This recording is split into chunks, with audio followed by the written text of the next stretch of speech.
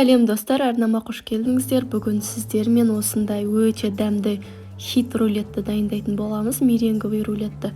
Ең алдымен құрғақ майсыз ыдысымызға 4 жұмыртқаның ағын бөліп салып алатын боламыз. Ыдысымыздың құрғақ майсыз болуы өте маңызды. Өйткені біздің рулетіміздің негізгі бөлігі осынан басталатын болады. Сол үшін де өте мұқият болыңыздар.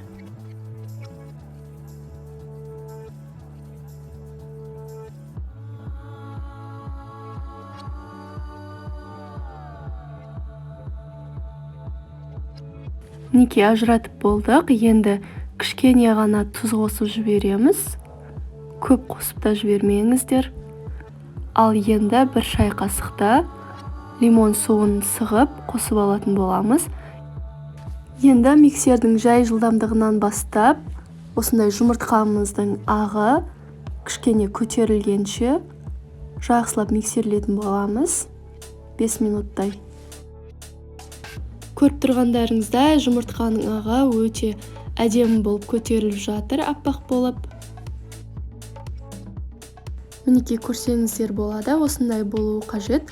Ал енді алдын ала өлшенген қантымызды бір ас қасықтан салып, миксердің жай жылдамдығынан бастап, жоғары жылдамдығына дейін алып барамыз. Қантымызды қосқан сайын миксеріміздің жылдамдығын көтеріп отыратын боламыз. Ал тағы да бір шай қасықта ванилин қосып жібердім. Қоспасаңыздар да болады.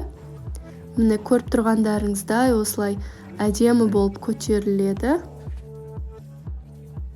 Ыдысты төңкергенде осылай ағып кетпеуі тиіс. Мінекей сізде уже меренгаңыз дайын.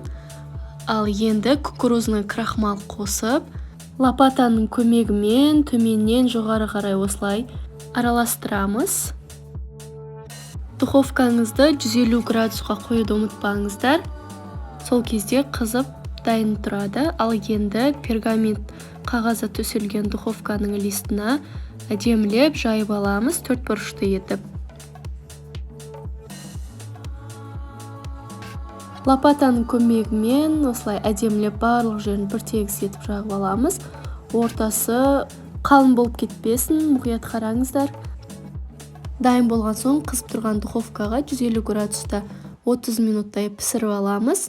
Осылай беті сары болып пісіп шығатын болады, үлкен болып пісіп.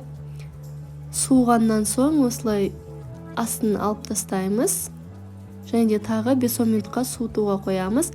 Ал енді креміне менде салқан сливки 33%. Өзін алдымен жақсылап көпіртіп аламыз, қою болғанша.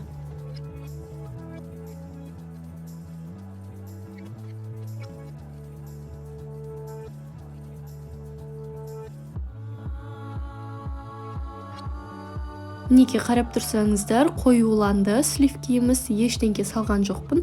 Ал енді 3-4 ас қасықта сахарная пудрамызды қосып, тағы 5 минуттай миксерлейтін боламыз. Сол кезде біздің креміміз қатты, әдем болып шығатын болады. Менде ішіне салғанға осындай клубникаларды дайындап алдым, кесіп. Енді дайын болған рулетімізге кремімізді жағып аламыз. 3-4 қасықтай кремді алып қалуды ұмытпаңыздар, бетіне сәндік үшін.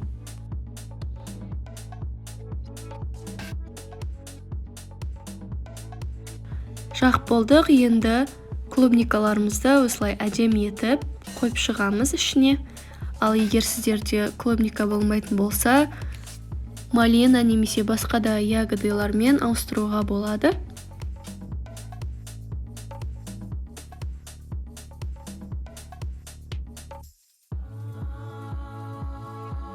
Ал енді рулетімізді өзінің формасына келтіретін боламыз, әдемілеп. Осылай сыртты сынып, әдем болып шығады меренгамыздың.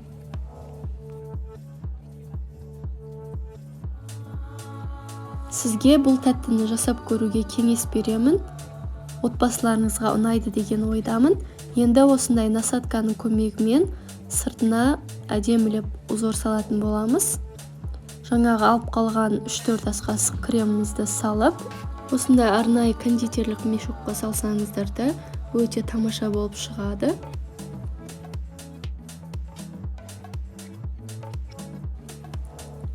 Мінекей бастадық узор түсіруді. Сыртына өздеріңіз қалағандай фантазиямен сәндесеңіздер болады.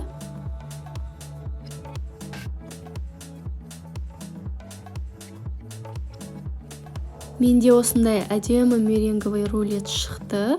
Ал енді тағы да үстіне сәндік үшін клубникаларымыздың жартысынан кесіп осылай әдемі етіп қойдым.